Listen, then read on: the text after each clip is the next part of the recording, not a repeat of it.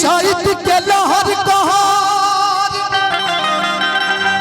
हर बहुते सतावता कि चढ़ली जवनिया में हर अगिया लगावता। मुन्ना भी एगो बात कहनी है, सच्चाई बाकी चैता जौन होला ठाट के चीज है कि ये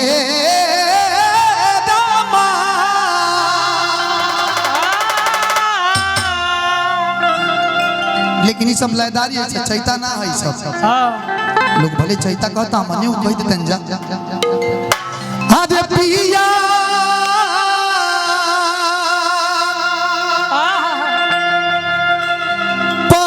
परदेसिया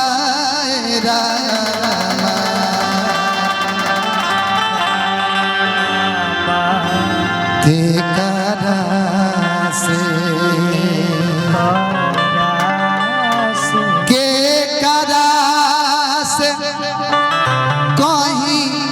दिल के बातिया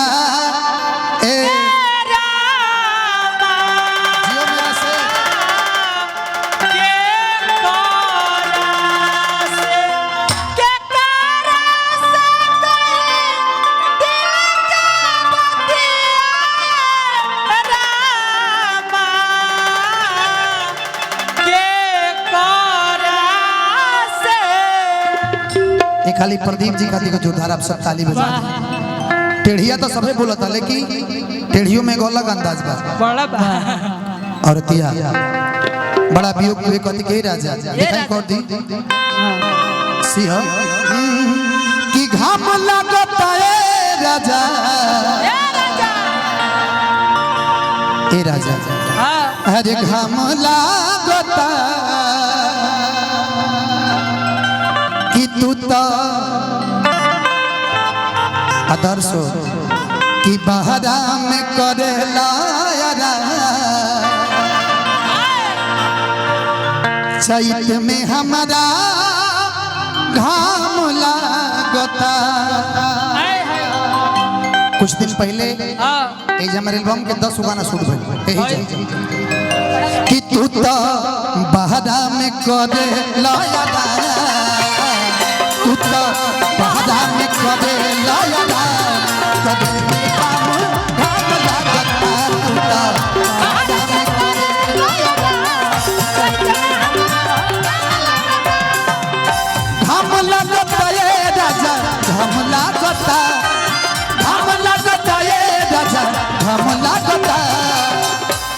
घाम लागता है राजा एक करे जा अरे घाम कथी में घाम लागता गमछी नहीं खे गमछी हां मुंह में की गमछी दीना हां अजय भैया कि तू तो बहरा में करेला यारा ए सखी का कहीं जब से बलमना बाहर गइल बा तू तो हमर दर्द नहीं के बुझत हो। हां मर्द दर्द नहीं के बुझत जब से लुधियाना कमाता ओकरा तनको पता बा कि एने के लुधियाना में आग लागल बा। अरे ते ओइ जगह लुधियाना देखता अरे ते घरी हो गइल बा मारा मर्दे ए सखी तो अपने सैया के बोला लगा हम केंगा बोलाई इतना तड़पड़ ठीक ना हो उ जानतनी आलोक हम केस के समझ धइले बड़े कि तू तो बहरा में करेला यारा कदे में काम घाम लागता तू तो बहरा में करेला घाम लागता है ना बलम जी आ जाइता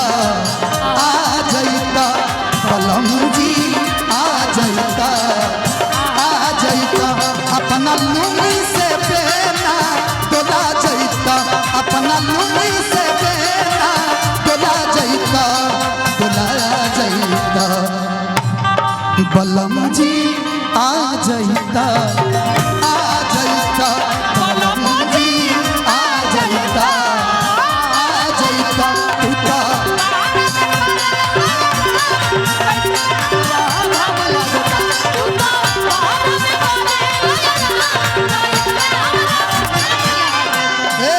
और ते राजा ए राजा तू तो लुधियाना में करता ड्यूटी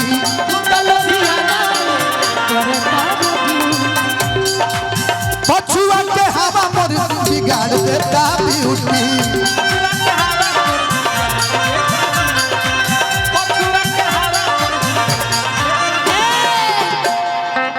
कि तू तलो धियाना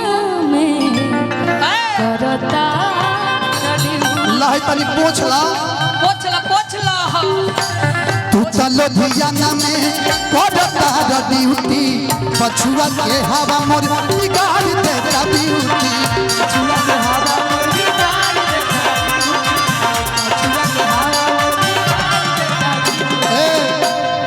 और ते कते राजा घाम लगता है दिया अरे घाम लागता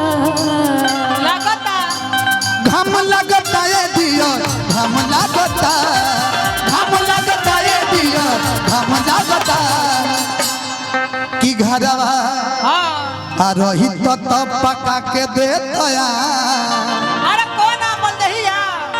माल देना कपूरी ना दशहरी किलो वाला तीन गो जन फरलट के ना फरलन हुए हम चाहिए कि घरवा हरे रही तो तब पका के देता करे में काम धाम लागता तू तो हरा में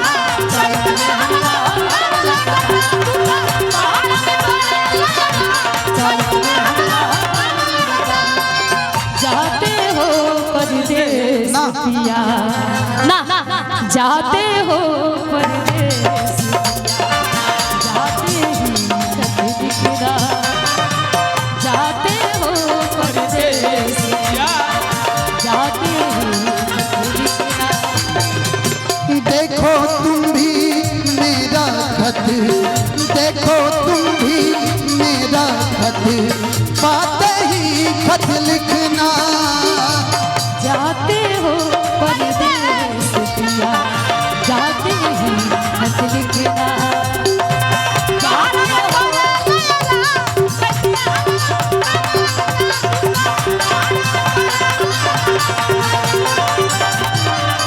लेकिन अब जो कहने जा रहे थे उसको बोलिए आप हम बोले हाँ कुछ बोलने जा रहे थे आप अब तो तू भुलवा दे अच्छा कौन दिक्कत ना बा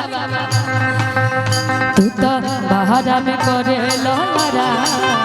तू तो बहारा में करे लोरा चल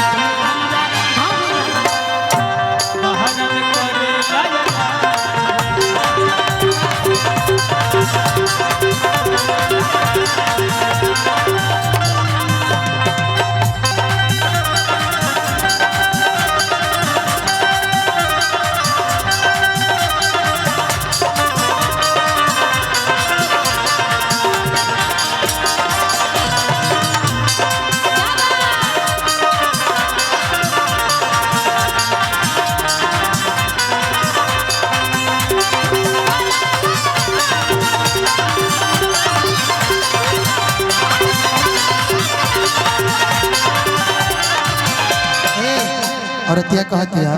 का कहतिया कुछ दिन खाती पंका ले ले तो छुट्टी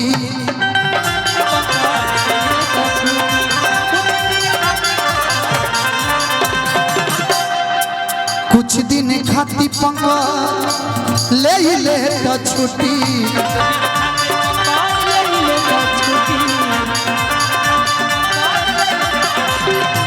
देहिया के साथ साथ को बनो गइल सुखी